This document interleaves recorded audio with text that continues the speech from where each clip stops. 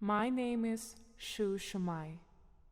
I grew up in a small farming village in the Sichuan.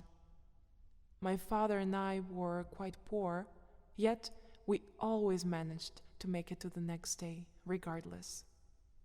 I think it was because we had one another to lean on during the tough times. That was until my father became ill. He became so weak he could no longer stand and wouldn't eat. The doctor told of medicine he could give, but the fee was too high for any farmer to afford it. My neighbor told of her daughter who had traveled to work as a maid in Europe and would send money back.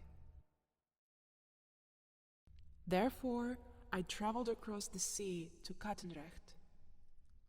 When I arrived, I met the man my neighbor had told me about, but he was no good man.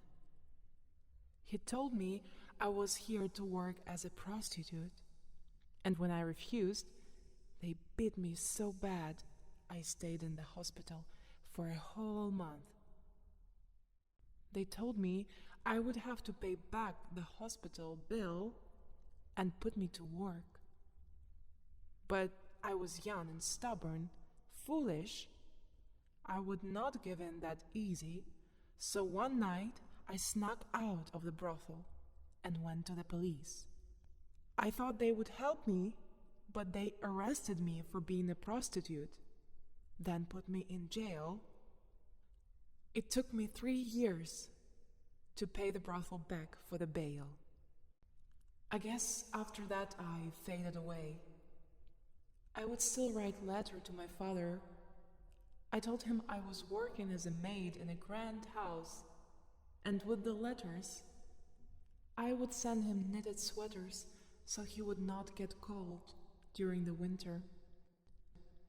He would always say how proud he was of me and how much better he was becoming with the medicine. Back and forth we would lie to one another until the letters stopped.